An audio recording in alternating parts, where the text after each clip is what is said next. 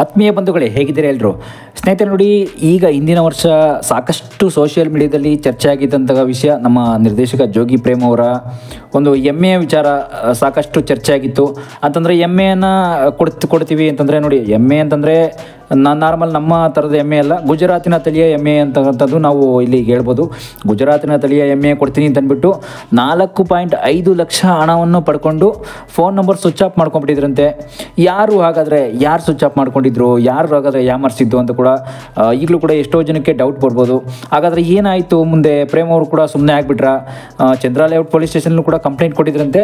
ಹಾಗಾದರೆ ಏನಾಯಿತು ಅಂತ ಕೂಡ ಒಂದು ವಿಡಿಯೋನ ತಿಳ್ಕೊಳ್ಳೋಣ. ಅದಕ್ಕೂ ಮೊದಲು ನಮ್ಮ ಚಾನಲ್ ಫಸ್ಟ್ ಟೈಮ್ ನೋಡ್ತಾ ಇದ್ದರೆ ದಯವಿಟ್ಟು ಸಬ್ಸ್ಕ್ರೈಬ್ ಮಾಡಿ ನೋಡಿ. ಸಬ್ಸ್ಕ್ರೈಬ್ ಮಾಡಬೇಕಂದ್ರೆ ಏನು ಕಾಸು ಕೊಡಬೇಕಾಗಿಲ್ಲ, ಯಾಕೆಂದರೆ ನಿಮ್ಮ ಸಪೋರ್ಟ್ ಬೆಂಬಲ ಸದಾ ಹೀಗೆ ಇರಲಿ ಅಂತ ಕೂಡ ಕೇಳ್ಕೊತಿದ್ದೀವಿ. ನೋಡಿ, ನಿರ್ದೇಶಕ ಜೋಗಿ ಪ್ರೇಮ್ ಅವ್ರಿಗೆ ಎಮ್ಮೆ ಕಂಡ್ರೆ ತುಂಬ ಇಷ್ಟ, ಪ್ರಾಣಿಗಳ ಕಂಡ್ರೆ ತುಂಬ ಇಷ್ಟ ಅಂತ ಅಂದ್ಬಿಟ್ಟು ಎಮ್ಮೆ ಖರೀದಿಸಬೇಕು ಅಂತ ಅಂದ್ಬಿಟ್ಟು ಗುಜರಾತಿನ ತಳಿಯ ಯಾರು ಎಮ್ಮೆ ಬೇಕು ಅಂತ ಅಂದ್ಬಿಟ್ಟು ಕೂಡ ಯಾರೋ ವನರಾಜ್ ಬಾಯಿ ಅಂತ ಯಾರೋ ಎಂಬಾತ ಒಂದು ಅವ್ರಿಗೆ ಆರ್ಡರ್ ಕೊಟ್ಟಿದ್ರಂತೆ, ಎಮ್ಮೆ ಆರ್ಡರ್ ಕೊಡಬೇಕು ಅಂತ. ನೋಡಿ, 4.5 ಲಕ್ಷ ಹಣ ಕೂಡ ಹಾಕಿಸ್ಕೊಂಡ್ಬಿಟ್ಟು ಆಮೇಲೆ ಅವರು ಸ್ವಿಚ್ ಆಫ್ ಮಾಡ್ಕೊಂಡಿದ್ದಾರೆ ಒಂದು 3 ಡೇಸ್ ಅಷ್ಟೇ. ಇಲ್ಲಿ ವಿಷಯ ಏನಂತಂದರೆ ಸ್ವಿಚ್ ಆಫ್ ಮಾಡ್ಕೊಂಡಿದ್ರಂತೆ ಅಷ್ಟೇ, ಬೇರೆ ಇನ್ನೇನಿಲ್ಲ. ಸ್ವಿಚ್ ಆಫ್ ಆದಮೇಲೆ ಅದನ್ನ ವಾಪಸ್ಸು ಅವರು ಎಮ್ಮೆ ಏನು ಬೇಕೋ ಅದು ತರಿಸ್ಕೊಟ್ರಂತೆ. ನೋಡಿ, ಸ್ವಿಚ್ ಆಫ್ ಬರೀ 3 ದಿನದಿಂದ ಏನೋ ಈ ಸ್ವಿಚ್ ಆಫ್ ಆಗಿದೆ, ಏನೋ ಅವ್ರ ಮನೆತನದ ಪ್ರಾಬ್ಲಮ್ಮು, ಏನೋ ಅವ್ರ ಒಂದು ಪರ್ಸ್ನಲ್ ಪ್ರಾಬ್ಲಮ್ಮು, ಮತ್ತು ಏನೋ ಒಂದು ಪ್ರಾಬ್ಲಮ್ ಆಗಿ ಸ್ವಿಚ್ ಆಫ್ ಆಗಿದೆ ಅಷ್ಟೇ, ಅದು ಬೇರೆ ಇನ್ನೇನಿಲ್ಲ. ಅದನ್ನೇ ಒಂದು ಸೋಷಿಯಲ್ ಮೀಡಿಯಾದಲ್ಲಿ ಕೂಡ ತುಂಬ ದೊಡ್ಡ ಚರ್ಚೆಯಾಗಿ ದೊಡ್ಡ ಮಟ್ಟದಲ್ಲಿ ಏನೇನೋ ವೈರಲ್ ಮಾಡಾಕ್ಬಿಟ್ಟಿದ್ರು. ಆದರೂ ಕೂಡ ಅವ್ರಿಗೂ ಕೂಡ ಎಮ್ಮೆ ಅಂದರೆ ಯಾಕೆ ಆಸಕ್ತಿ, ಮತ್ತು ಚಂದ್ರಲೇಔಟ್ ಪೊಲೀಸ್ ಸ್ಟೇಷನ್ ಏನಿದೆ, ನಾವು ಒಂದು ಪೊಲೀಸ್ ಠಾಣೆಯಲ್ಲಿ ಕಂಪ್ಲೇಂಟ್ ಕೊಟ್ಟಿದ್ದಕ್ಕೆ, ದೂರನ್ನು ಕೊಟ್ಟಿದ್ದಕ್ಕೆ ಅವರು ಕೂಡ ಎಮ್ಮೆಯನ್ನು ವಾಪಸ್ ಕೊಟ್ಬಿಟ್ರಂತೆ. ಮತ್ತು ಅವರು ಕೂಡ ಏನೋ ಭಯ ಬಿದ್ದರೋ ಇಲ್ಲ ಏನೋ ಗೊತ್ತಿಲ್ಲ, ಎಮ್ಮೆಯನ್ನು ವಾಪಸ್ ಕೊಟ್ಬಿಟ್ರು ಅಂತ ಕೂಡ ಅವರು ಕೂಡ ಜೋಗಿ ಪ್ರೇಮ್ ಸರ್ ಕೂಡ ಹೇಳ್ಕೊಂಡಿದ್ದಾರೆ. ಯಾಕೆಂತಂದರೆ ನಿರ್ದೇಶಕ ಪ್ರೇಮ್ಗೆ ಎಮ್ಮೆ ನೀಡಿದ ವಂಚನೆ ಬಗ್ಗೆ ಸೋಷಿಯಲ್ ಮೀಡಿಯಾದಲ್ಲಿ ವೈರಲ್ ಆಗಿತ್ತು. ಎಮ್ಮೆ ಕೊಡ್ತೀನಿ ಅಂತ 4.5 ಲಕ್ಷ ಹಣವನ್ನು ಪಡ್ಕೊಂಡು ವಂಚನೆ ಅಂತ ಒಂದು ಸುದ್ದಿ ಬಂತು. ಆಮೇಲೆ ತಮ್ಮ ಮ್ಯಾನೇಜರ್ ಮೂಲಕ ದೂರು ದಾಖಲಿಸ್ಬಿಟ್ರು ಒಂದು ಪೊಲೀಸ್ ಸ್ಟೇಷನಲ್ಲಿ ಅವ್ರ ನಿರ್ದೇಶಕ ಪ್ರೇಮು. ನಂತರ ಏನಾಯಿತು ಅಲ್ಲಿಗೆ ಅಂತಂದರೆ ನೋಡಿ, ದಿನ ಬೆಳಗಾದರೆ ಆನ್ಲೈನಲ್ಲಿ ಸ್ಕ್ಯಾಮ್ ಬಗ್ಗೆ ಎಲ್ಲ ನಾವು ನೋಡ್ತಾ ಇರ್ತೀವ. ಎಲ್ಲಾದರೂ ಒಂದು ಆನ್ಲೈನ್ ಸ್ಕ್ಯಾಮ್ ಅನ್ನೋದ್ರ ಬಗ್ಗೆ ಈಗ ಎಲ್ಲ ಕಡೆ ಬಂದುಬಿಟ್ಟಿದೆ. ನೀವೆಲ್ಲರೂ ಕೂಡ ಒಂದಲ್ಲ ಒಂದು ಸುದ್ದಿಯನ್ನು ಕೂಡ ಕೇಳ್ತಾನೆ ಇರ್ತೀರ. ಅಲ್ಲಿ ಸ್ಕ್ಯಾಮ್ ಆಗಿದೆ, ಇಲ್ಲಿ ಸ್ಕ್ಯಾಮ್ ಆಗಿದೆ, ಬ್ಯಾಂಕಲ್ಲೂ ಕೂಡ ಯಾರೋ ದರೋಡೆ ಮಾಡ್ತಾಯಿದ್ದಾರೆ, ನಮ್ಮ ATM ಸ್ಕ್ಯಾಮ್ ಆಗಿದೆ, ಮತ್ತು ಮೊಬೈಲಲ್ಲೂ ಕೂಡ ಫೋನ್ಪೇ, ಗೂಗಲ್ ಪೇ ಸ್ಕ್ಯಾಮ್ ಬಂದಿದೆ. ಇದೆಲ್ಲ ನಾವು ಸಾಮಾನ್ಯವಾಗಿ ನೋಡ್ತಾನೆ ಇರ್ತೀವಿ, ಸರ್ವೇ ಸಾಮಾನ್ಯ ಅಂತ. ಆದರೂ ಕೂಡ ಸೆಲೆಬ್ರಿಟಿಗಳು ಕೂಡ ಈ ರೀತಿ ಸ್ಕ್ಯಾಮ್ಗಳಿಂದ ಲಕ್ಷ ಹಣವನ್ನು ಕಳ್ಕೊಳ್ತಾರೆ ಅಂದರೆ ನೀವು ನಂಬ್ತೀರಾ? ನೋಡಿ, ಲಕ್ಷ ಹಣಗಳನ್ನ ಕಳ್ಕೊಳ್ತಾರೆ ಅಂದರೆ ನಂಬಲೇಬೇಕು. ಯಾಕೆಂದರೆ ಇದೀಗ ನಿರ್ದೇಶಕ ಪ್ರೇಮ್ ಅವರು ಕೂಡ ಇಂತಹದ್ದೇ ವಂಚನೆಗೆ ಒಳಗಾಗಿದ್ದೀವಿ ಅಂತ ಕೂಡ ಹೇಳಿದರು. ಆದರೂ ಕೂಡ ನಿರ್ದೇಶಕ ಜೋಗಿ ಪ್ರೇಮ್ಗೆ ಎಮ್ಮೆ ಕೊಡ್ತೀನಿ ಅಂತ ಅಂದ್ಬಿಟ್ಟು ಕೂಡ ಆನ್ಲೈನ್ನಲ್ಲಿ ವ್ಯಕ್ತಿಯೊಬ್ಬ 4.5 ಲಕ್ಷ ರೂಪಾಯಿ ವಂಚನೆ ಮಾಡಿರ್ತಕ್ಕಂಥ ಒಂದು ಘಟನೆ ಈ ಟೈಮಲ್ಲಿ ಬೆಳಕಿಗೆ ಬಂದಿತ್ತು. ಹಿಂದೆ ಸಾಕಷ್ಟು ಬಾರಿ ಚರ್ಚೆ ಆಗಿತ್ತು. ಯಾರವರು ಅಂತ ಕೂಡ ತುಂಬ ಪ್ರೇಮ್ ಅವ್ರಿಗೆ ನಮ್ಮ ಮಾಧ್ಯಮ ಮಿತ್ರರು ಎಷ್ಟೋ ಸಲ ಕಾಲ್ ಮಾಡಿ ಕೇಳಿದಾಗ ಅವರು ಕೂಡ ಏನೋ ಅಷ್ಟು ಉತ್ತರ ಕೊಟ್ಟಿರಲಿಲ್ಲ. ಮಾಧ್ಯಮದವ್ರಿಗೂ ಕೂಡ ಕಂಪ್ಲೇಂಟ್ ಕೊಟ್ಟಿದ್ರು ಅಷ್ಟೇ.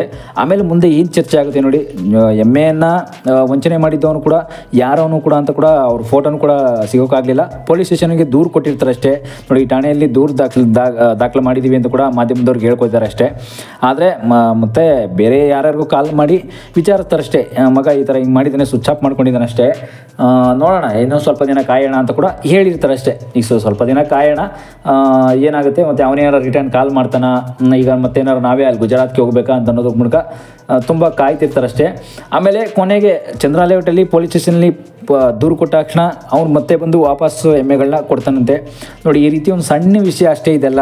ನೋಡಿ, ಸೋಷಿಯಲ್ ಮೀಡಿಯಾದಲ್ಲಿ ನಾವು ಏನೇನೋ ಒಂದು ಸುದ್ದಿಗಳನ್ನ ಹಾಕ್ಕೊಂಡು ತುಂಬ ಇದು ಮಾಡ್ತಾ ಇರ್ತೀವಿ. ಈಗ ನೋಡಿ, ಹಣ ಪಡೆದು ಎಸ್ಕೇಪ್ ಆದ ಆತ ಯಾರು ವನರಾಜ್ ಬಾಯಿ ಎಂಬಾತ ಹಣ ಪಡ್ಕೊಂಡು ಏನೋ ಹೊಂಟೋಗ್ಬಿಟ್ಟ. ನೋಡಿ, ಅವ್ರಿಗೆ ಈಗ ಬ್ಯಾಡ್ ನೇಮ್ ಬರುತ್ತೆ, ಏನೋ ಒಂದು ಕೆಟ್ಟ ಹೆಸರು. ಯಾಕೆಂತಂದರೆ ಅವರು ಇದರಲ್ಲಿ ಯಾಕೆಂತಂದರೆ ಏನೋ ಒಂದು ಬಿಸ್ನೆಸ್ಸಲ್ಲಿ ತುಂಬ ಒಳ್ಳೆಯವರಾಗಿದ್ದರೇನೋ, ತುಂಬ ನಂಬಿಕೆ ಇಟ್ಟಿದ್ರೇನೋ ಅಂತಂದು ಒಂದು ಭರವಸೆ ನೀಡಿ ನಮ್ಮ ಪ್ರೇಮ್ ಸರ್ ಕೂಡ ಹಣವನ್ನು ಕೊಟ್ಟಿದ್ರು ಅಷ್ಟೇ. ಆರಂಭದಲ್ಲಿ 25,000 ರೂಪಾಯಿ ಮುಂಗಡ ಹಣ ಅಡ್ವಾನ್ಸನ್ನು ಅಂತ ನಾವೇನು ಕರಿತೀವಿ, ಅಡ್ವಾನ್ಸ್ ಹಣವನ್ನು ಕೊಟ್ಟಿದ್ರಂತೆ. ವಾಟ್ಸಪ್ ಮೂಲಕನೇ ಎಮ್ಮೆ ಬೇಕು ಅಂತ ಕೂಡ ವಿಡಿಯೋ ಎಲ್ಲ ಕಳಿಸಿದ್ರಂತೆ. ವಿಡಿಯೋ ಫೋಟೋಸ್ಗಳೆಲ್ಲ ಕಳಿಸಿ ಅವರು ಕೂಡ ಸೋಷಿಯಲ್ ಮೀಡಿಯಾದಲ್ಲೆಲ್ಲ ಹಾಕ್ಕೊಂಡಿದ್ರು, ಇನ್ಸ್ಟಾಗ್ರಾಮಲ್ಲೆಲ್ಲ. ಪ್ರೇಮ್ ಅವ್ರಿಗೆ ನಂಬಿಕೆ ಮೂಡಿಸಿದಂತೆ ಆ ಟೈಮಲ್ಲೇ ಆತ ಈ ಮೂಲಕ ವಿಡಿಯೋ ಎಲ್ಲ ನೋಡಿಬಿಟ್ಟು ನಿರ್ದೇಶಕ ಪ್ರೇಮ್ ಅವರು ಕೂಡ ಒಟ್ಟು 4.5 ಲಕ್ಷ ರೂಪಾಯಿಗಳನ್ನ ಅವ್ರಿಗೆ ಆನ್ಲೈನ್ ಪಾವತಿನೇ ಕೂಡ ಮಾಡಿಬಿಟ್ಟಿರ್ತಾರೆ.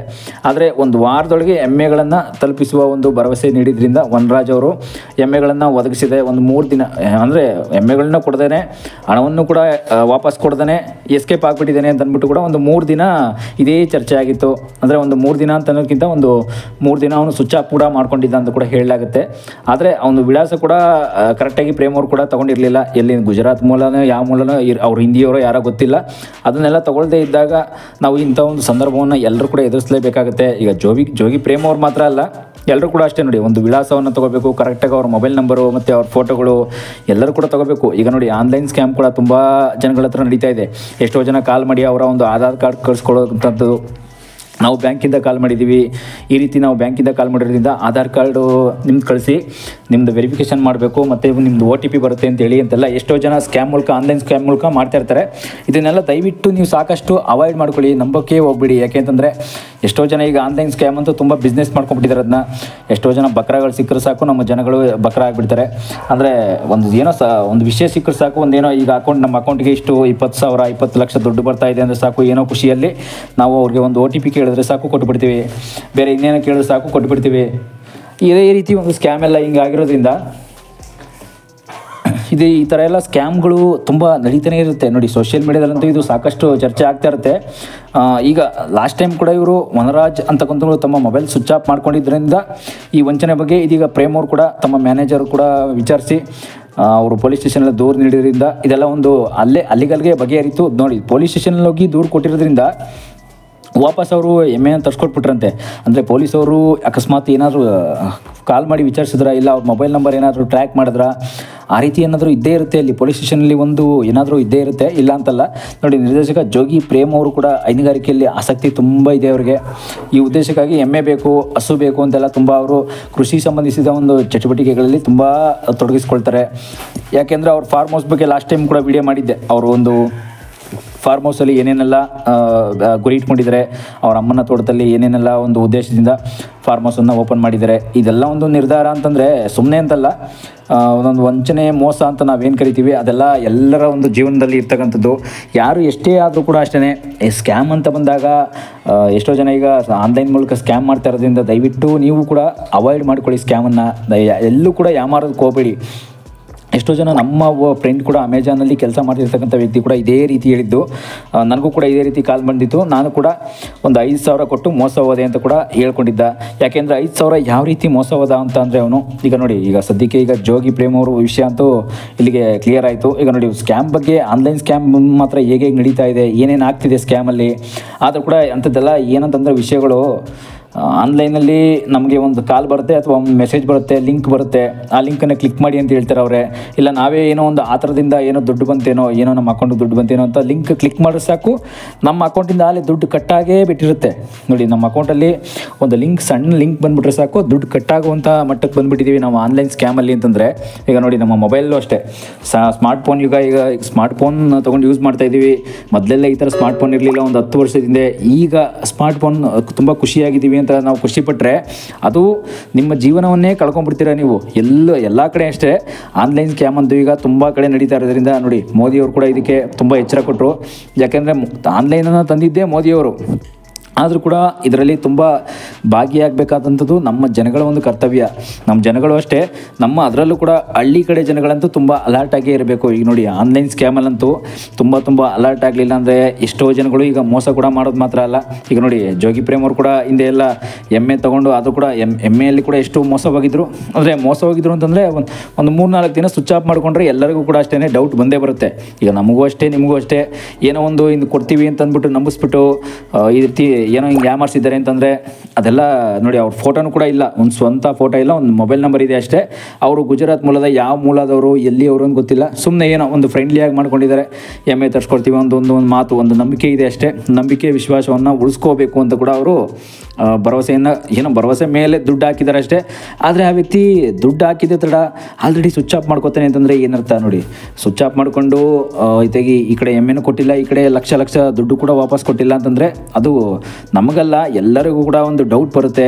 ಆ ಟೈಮಲ್ಲಿ ನೀವು ಕೂಡ ಅಷ್ಟೇ, ನೀವು ಏನಾದರೂ ಈ ರೀತಿ ಮೋಸ ಹೋಗೋದಾದರೆ ಕೆಲವರು ಹಿಂದಿ ಯುವಕರು ಮಾತ್ರ ಎಲ್ಲರೂ ಕೂಡ ಇದೇ ರೀತಿ ಮೋಸ ಮಾಡ್ತಾ ಇರ್ತಾರೆ. ಕೆಲವು ಗುಜರಾತ್ ಮೂಲ ಅಂತಲ್ಲ, ಉತ್ತರ ಪ್ರದೇಶ, ಬಿಹಾರ, ಅಸ್ಸಾಂ ಆ ಕಡೆ ಹುಡುಗರೆಲ್ಲ ಕಾಲ್ ಮಾಡಿ ಏನೇನಾದರೂ ಒಂದು ಈಗ ಯೂಟ್ಯೂಬ್ ಅಂತ ಸಂಬಂಧಪಟ್ಟಂಥ ಬಿಸ್ನೆಸ್ ಆಗಲಿ ಇನ್ನೊಂದಾಗಲಿ ಈ ಥರದ್ದೆಲ್ಲ ನಾವು ಮಾಡಿಸ್ಕೊಡ್ತೀವಿ, ಆ ಥರದ್ದೆಲ್ಲ ನಮ್ಮ ಕೈಲಿಂದನೇ ನಮ್ಮ ಹತ್ರನೇ ಇದೆ, ಇದೆಲ್ಲ ನಮ್ಮ ಡೆಲ್ಲಿಲೇ ಇದು ಆಫೀಸ್ ಇರೋದು ಅಂತೆಲ್ಲ ತುಂಬ ಕಾಲ್ಸ್ಗಳೆಲ್ಲ ಬರ್ತಾ ಇರುತ್ತೆ. ಅದನ್ನೆಲ್ಲ ಕೂಡ ದಯವಿಟ್ಟು ನೀವು ನಂಬೋಕೆ ಹೋಗ್ಬಿಡಿ. ಯಾಕೆಂತಂದರೆ ಇಂಥ ವಿಷಯದಲ್ಲಂತೂ ನಂಬಿಕಸ್ಥರಂತೂ ಯಾರು ಕೂಡ ಇರಲ್ಲ. ಈಗ ನೋಡಿ, ನಮ್ಮ ಸ್ವಂತ ಸಂಬಂಧಿಕರೇ ಕೂಡ ಎಷ್ಟೋ ಜನ ಕೈ ಕೊಟ್ಬಿಡ್ತಾರೆ. ನಮ್ಮ ಸ್ವಂತ ನಾವೇನೋ ಬಂಡವಾಳ ಹಾಕ್ಕೊಂಡು ಏನೋ ಮಾಡ್ತೀವಿ ಅಂತಂದರೆ ಎಷ್ಟೋ ಜನ ನಮ್ಮಲ್ಲೇ ಕೈ ಕೊಡುವಂಥ ಸಂಬಂಧಿಕರು ಇರೋ ಕಾಲದಲ್ಲಿ ಇನ್ನು ಬೇರೆಯವರನ್ನು ನಂಬಿ, ಹಿಂದಿಯವರನ್ನು ನಂಬಿ, ಎಲ್ಲೋ ಹೊರ ರಾಜ್ಯದವರು ಹೊರ ದೇಶದವ್ರನ್ನ ನಂಬಿ ನಾವು ಮೋಸ ಹೋಗೋದಂತೂ ತುಂಬ ಇದ್ದೇ ಇರುತ್ತೆ. ಅದೆಲ್ಲ ಯಾವಾಗಲೂ ಬೇಡವೇ ಬೇಡ ಇದೆಲ್ಲ. ಯಾಕೆ ಅಂತಂದರೆ ನೀವು ಕೂಡ ಅಲರ್ಟಾಗಿರಲೇಬೇಕು ಅಂತ ಮಾಡೋದಕ್ಕೆ ಯಾಕೆಂದರೆ ಅಲರ್ಟಾಗಿರಬೇಕು ಅಂತ ಹೇಳೋದಕ್ಕೆ ಇದೆಲ್ಲ ಒಂದು ವಿಡಿಯೋ ಉದ್ದೇಶ ಅಷ್ಟೇ, ಬೇರೆ ಇನ್ನೇನಿಲ್ಲ. ನೋಡಿ, ಈಗ ಪ್ರೇಮ್ ಸರ್ ಕೂಡ ಏನು ಅಷ್ಟೇನು ಮೋಸ ಹೋಗಿಲ್ಲ. ವಾಪಸ್ ನೋಡಿ, ಚಂದ್ರ ಲೇಔಟ್ಗೆ ಪೊಲೀಸ್ ಸ್ಟೇಷನ್ ಕಂಪ್ಲೇಂಟ್ ಕೊಟ್ಟಿದ ತಕ್ಷಣ ವಾಪಸ್ ಬಂದುಬಿಟ್ಟ. ಅವನು ವಾಪಸ್ಸು ಬರಲಿಲ್ಲ, ವಾಪಸ್ ಏನೋ ಎಮ್ಮೆ ತರಿಸ್ಕೊಟ್ಬಿಟ್ಟ. ಅಂದರೆ ನೋಡಿ, ದುಡ್ಡೇನೋ ಹಾಕಲಿಲ್ಲ, ವಾಪಸ್ ಎಮ್ಮೆ ಅದೇನು ನಾವು ಮಾತಾಡಿದ್ದು ಅಷ್ಟು ತರಿಸ್ಕೊಟ್ಬಿಟ್ಟ ಅಂತಂದಕ್ಕೆ ಪೊಲೀಸ್ ಪವರ್ ಕೂಡ ಆ ರೀತಿ ಕಾಲ್ ಮಾಡಿ ಬೆದರಿಕೆ ಹಾಕಿದ್ರೋ ಇಲ್ಲ ಏನಾದರೂ ಟ್ರ್ಯಾಕ್ ಮಾಡೋ ಒಂದು ವಿಷಯ ಗೊತ್ತಾಗಿತ್ತೋ ಏನೋ ಗೊತ್ತಿಲ್ಲ. ಅದಂತೂ ಕೂಡ ವಿಷಯ ಅಂತೂ ತಿಳ್ಕೊಳ್ಳೋಕ್ಕಾಗಲಿಲ್ಲ. ಸದ್ಯಕ್ಕೆ ಈಗ ಪ್ರೇಮ್ ಅವರು ಕೂಡ ಸದ್ಯ ಒಂದು ತಮ್ಮ KD ಸಿನಿಮಾದ ಕೂಡ ತುಂಬ ಪ್ರಚಾರ ಕಾರ್ಯಗಳಲ್ಲಿ ತುಂಬ ಬ್ಯುಸಿಯಾಗಿದ್ದಾರೆ ಸಖತ್. ಈಗ ಇದು ಧ್ರುವ ಸರ್ಜಾ ಮತ್ತು ಪ್ರೇಮ್ ಅವರ ಒಂದು ಕಾಂಬಿನೇಷನ್ನಲ್ಲಿ ಕೂಡ ಮೂಡಿ ಬರ್ತಕ್ಕಂಥ ಒಂದು ಬಹು ನಿರೀಕ್ಷಿತ ಸಿನಿಮಾ ಈಗ KD ಅನ್ನೋ ಸಿನಿಮಾ ಅಂತೂ ಕೂಡ ಈಗ ಬರ್ತಾ ಇರ್ತಕ್ಕಂಥದ್ದು. ನೋಡಿ, ದಯವಿಟ್ಟು KD ಅನ್ನೋ ಸಿನಿಮಾ ಈಗ ಬರ್ತಾ ಇದೆ, ಎಲ್ಲರೂ ನೋಡಿ ದಯವಿಟ್ಟು ಆರೈಸಿ. ಯಾಕೆಂದರೆ ಕನ್ನಡ ಚಿತ್ರ ಎಲ್ಲ ಕೂಡ ಬೆಳಿಬೇಕು, ಕನ್ನಡ ಚಿತ್ರರಂಗ ಬೆಳಿಬೇಕು ಅಂತ ಕೂಡ ಎಷ್ಟೋ ಜನ ಹೇಳ್ತಾ ಇರ್ತಾರೆ. ನಮ್ಮ ದೊಡ್ಡ ದೊಡ್ಡ ಸೆಲೆಬ್ರಿಟಿಗಳು ಕೂಡ ಚಿತ್ರದ ಹಾಡುಗಳು ಈಗಾಗಲೇ ತುಂಬ ಹಿಟ್ಟಾಗಿವೆ. ಸಿನಿಮಾದಲ್ಲಂತೂ ಧ್ರುವ ಸರ್ಜಾಗೆ ರೇಷ್ಮಾ ನಾಣಯ್ಯ ಅಂತ ಕೂಡ ಜೋಡಿ ಆಗ್ತಿದ್ದಾರಂತೆ. ಆದರೂ ಕೂಡ ಸಿನಿಮಾ ಅಂತೂ ನಾವು ಕೂಡ ನೋಡ್ತೀವಿ, ನೀವು ನೋಡಿ. ಯಾಕೆಂದರೆ ಕನ್ನಡ ಸಿನಿಮಾದಲ್ಲಿ ಬೆಳಿಬೇಕು, ಕನ್ನಡ ಸೆಲೆಬ್ರಿಟಿಗಳು ಏನಿದ್ದಾರೆ ದೊಡ್ಡ ದೊಡ್ಡ ಸ್ಟಾರ್ ಅಂತಲ್ಲ, ಚಿಕ್ಕ ಚಿಕ್ಕ ಸ್ಟಾರ್ ಕೂಡ ಸ್ಟಾರ್ ಆಗಬೇಕು, ಕೆಲವು ಸೈಡ್ ಆ್ಯಕ್ಟ್ರು ಕೂಡ ಸ್ಟಾರ್ಗಳು ಆಗಬೇಕು ಅಂತ ಕೂಡ ಹೇಳೋದಕ್ಕೆ ಈ ವಿಡಿಯೋ. ಬೇರೆ ಇನ್ನೇನಂತಂದರೆ ನೋಡಿ, ಜೋಗಿ ಪ್ರೇಮ್ ಅವರ ವಿಷಯ ಅಂತೂ ಈಗಾಗಲೇ ತಿಳ್ಕೊಂಡು ಮುಂದೆ ಇನ್ನು ಏನೇನು ಮಾಡಬೇಕು, ಏನೇನು ನೋಡಬೇಕು ಅಂತ ಅನ್ನೋದು ಕೂಡ ಇನ್ನೂ ಜೋಗಿ ಪ್ರೇಮ್ ಅವರು ನೆಕ್ಸ್ಟ್ ವೀಡಿಯೋದಲ್ಲಿ ತಿಳಿಸ್ಕೊಡ್ತೀನಿ. ಈಗಾಗಲೇ ಲಾಸ್ಟ್ ಟೈಮು ಅಮ್ಮನ ಒಂದು ತೋಟದ ಬಗ್ಗೆ ತಿಳಿಸ್ಕೊಟ್ಟೆ. ಅಮ್ಮನ ಒಂದು ತೋಟ ಅಂದರೆ ಅವ್ರದ್ದು ಒಂದು ತುಪ್ಪದ ಒಂದು ಬಿಸ್ನೆಸ್ ಬಗ್ಗೆ, ಮತ್ತು ಅವರು ಕೂಡ ಜೋಗಿ ಸಿನಿಮಾದಲ್ಲಿ ಎಷ್ಟೆಷ್ಟೆಲ್ಲ ಕಷ್ಟಪಟ್ಟಿದ್ರು ಅದನ್ನೆಲ್ಲ ನೆಕ್ಸ್ಟು ವೀಡಿಯೋದಲ್ಲಿ ತೋರಿಸ್ಕೊಡ್ತೀನಿ. ನೋಡಿ, ಜೋಗಿ ಸಿನಿಮಾ ಯಾರ್ಯಾರೆಲ್ಲ ಮಾಡೋಕ್ಕೆ ಇಷ್ಟ ಇತ್ತು, ಯಾರ್ಯಾರೆಲ್ಲ ಮಾಡ್ತೀನಿ ಅಂತಂದಿದ್ರು, ಎಷ್ಟೆಷ್ಟು ಬಂಡವಾಳ ಹಾಕಿದ್ರು ಆ ಬಡ್ಜೆಟನ್ನೆಲ್ಲ ನೆಕ್ಸ್ಟ್ ವೀಡಿಯೋದಲ್ಲಿ ತಿಳ್ಕೊಳ್ಳೋಣ. ಯಾಕೆಂತಂದರೆ ಈ ವಿಡಿಯೋ ಇಲ್ಲಿವರೆಗೆ ಮುಕ್ತಾಯ ಆಗುತ್ತೆ. Thank you.